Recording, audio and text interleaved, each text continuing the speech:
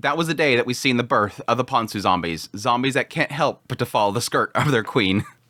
Episode 7 of Train to the End of the World was absolutely incredible. Like, this series overall, like, keeps impressing me with how the creators can have so much absurdity, so much chaos. Yes, even the sprinkle of ecchi right there. There's a little sprinkle of ecchi, but yet inside have so much meaning, so much depth, so much symbolisms, and yes, masterclass show, don't tell. And I think episode 7 is a prime example of that. How literally, yes, it's just a simple story of some girl that has a bunch of zombies that follow her, and the girls run into her, and then they become friends, and then they part ways. But if you actually start digging into it, there's so much like symbolisms and things that you can kind of pull from what was told in the story. Yes, for those that aren't watching the series, how dare you? But to give you a brief idea, yes, you have these girls, they're traveling on this rail system, trying to get to Ikebukuro, and along their path, and yes, this entire world itself is morphed by some 7G launch incident. And as they go to each one of these stops, they're running into different people that are affected by the 7G in different ways. Our current stop is this area that everybody turned into zombies, except for one person that wasn't necessarily a resident of that area. And so everybody in this area is zombies. Well, at some point, this little girl who was she was fleeing from her home. She left her hometown because it seems like she was being bullied. She comes to this town. When she comes out of the bathroom, everybody's zombies. And then she discovers a secret about the zombies in this area, that if they get overstimulated, they pop.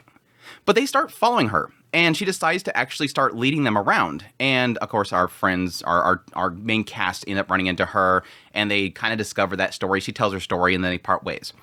But what I found was so interesting about this is, one, I think I just really like Kuroki's story. This is the girl that actually is in this town that is leading all them. She is the queen of the zombies.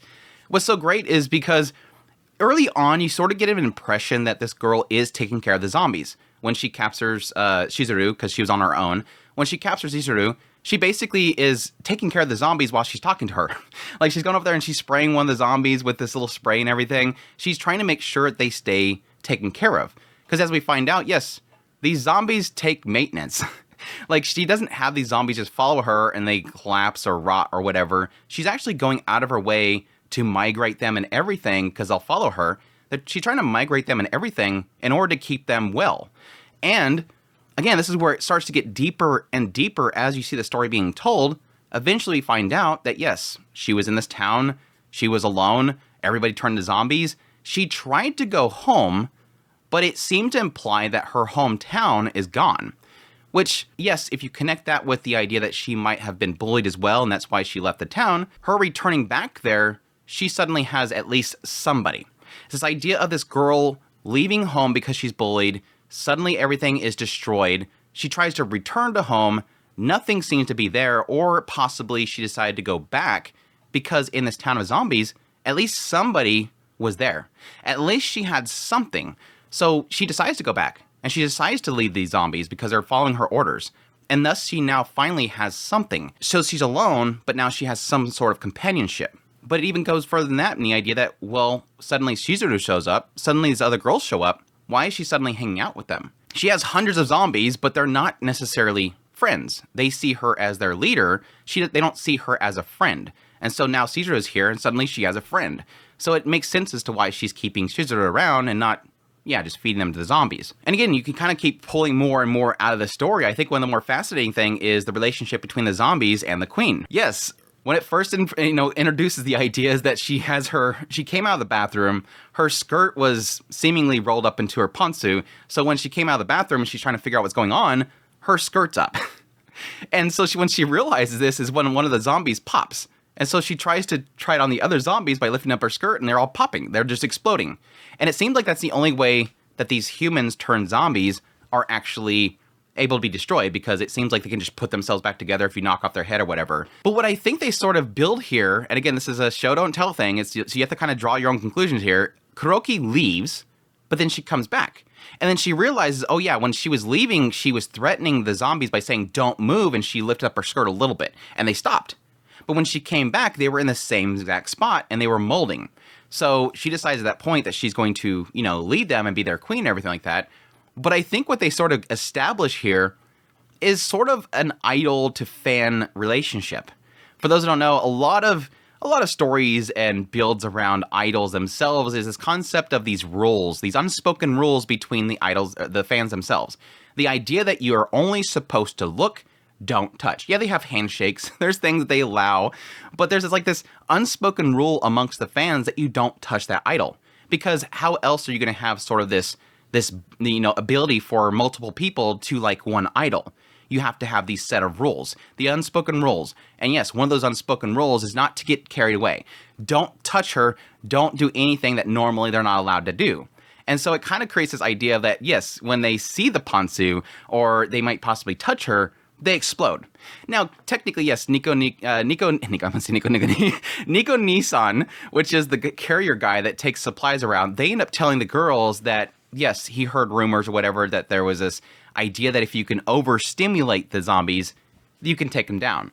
And so, yes, that's the idea, is that the more they see something ecchi, or, yes, as the girls, discover later on, they talk about ecchi things, talk about lewd stuff, suddenly they explode.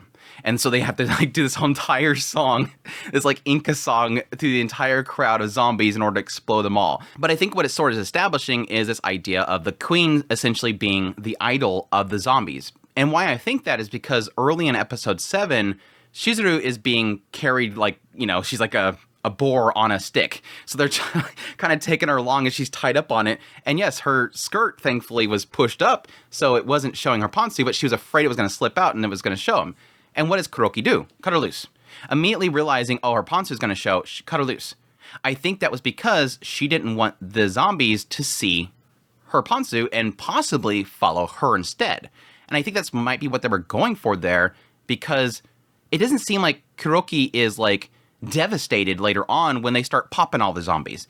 It was only until Shizuru was saying that she was going to show that she didn't want them to see it. And I think that's because she didn't want to lose what she now has. She has companionship in the zombies. They're following her. She is their idol. She doesn't want them to go to Shizuru. So it was kind of one of those little things that, like I said, is really cool because it's a show, don't tell idea where you can sort of draw conclusions of it, but it's not completely set in stone exactly what's happening. And I really like it. And again, it's kind of an interesting thing to sort of connect the two genres, being zombies and idols. Now, not correctly, we technically had Zombieland Saga. Let's not kid ourselves, but it's actually the opposite, obviously, because Zombieland Saga, the zombies are the girls and they're the idols, whereas humans are the fans. Whereas this is the reverse. They're all following technically a human. But that all doesn't take away from, yes, the absurdity and how much of a kick I got out of the episode overall, just from the comedy itself. Yes, technically, we had a zombie apocalypse segment where literally the way to destroy the zombies is going around flashing her Ponzu. I was I technically need an entire game like this where all you do is go around and you press the button, it lifts the skirt, and the zombies blow up or something like that. It would be hilarious. There's also a lot of other funny parts, yes, the other girls coming to go find her, dressing themselves up technically painting themselves up. I'm sure that we're going to get some, oh my gosh, Remy is doing that face, but them just running around and then trying to act like zombies. Shizuru finding them and just starting to panic and falling on her butt. The comedy in the episode was fantastic. And yes, the animation was incredible. Oh my gosh, I think early on people were quoting this one director or somebody that was saying something that they had some issue with some a packet of backgrounds. There was some backgrounds that got messed up. They didn't send it correctly, or it was arrived late or something like that. So everybody was panicking that it was going to have delays, and we haven't seen those delays yet. I assume that it was probably something where, oops, we sent this to the wrong location. They had a mix up, whatever. I don't think it was that, oh my gosh, we have production issues. But still, the fear was there. And yes, I think episode 7 is a prime example of, nope, the quality's still there. This show looks so good. Them fighting all the zombies, popping off their heads. The sound effects were just so good. I loved it. It definitely still has the quality there, and it's still keeping it up. And I think episode 7 was easily probably one of the best looking episodes of the series so far. So it has my hopes for the rest of the series really up there. I think the other thing that was kind of interesting is that they almost drew parallels between Shizuru and Yoka to Kuroki and her hometown. Now, yes, the situation with Yoka leaving home was because Shizuru said something really mean. Shizuru, let's get that out of the way. Yes, Shizuru was a jerk. Episode 6, I think was, my gosh, did not help my opinion of her. Now, it was a mistake. It was a childish mistake. She said something she shouldn't have. That doesn't mean she's a terrible person. She just said something really, really stupid. And I thought it was a very cruel thing to tell somebody. But it goes in that whole idea of her making a massive mistake and wanting to undo it. But I thought it was kind of interesting that Yoka, who technically left home because of an incident, left home to go somewhere, and then the incident happens, is kind of coinciding with Kuroki being bullied, seemingly, and then her leaving home and the incident happening. But I think it did well in kind of setting up at least Shizuru to hopefully undo the mistake that she made. But yes, I will admit that all signs are pointing to probably Yoka is the queen. Because as we're leaving, Kuroki basically is yelling out, hey, I heard they have a queen too. Be careful, the queen. I'm like, so Yoka's the queen, technically.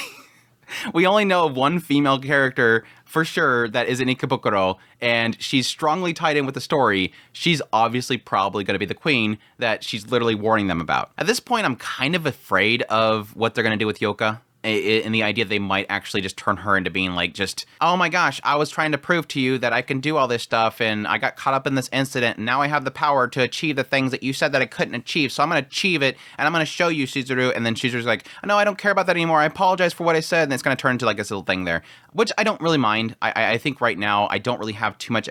I should have expectations for them doing well with Yoka because they've done so well with the other stories.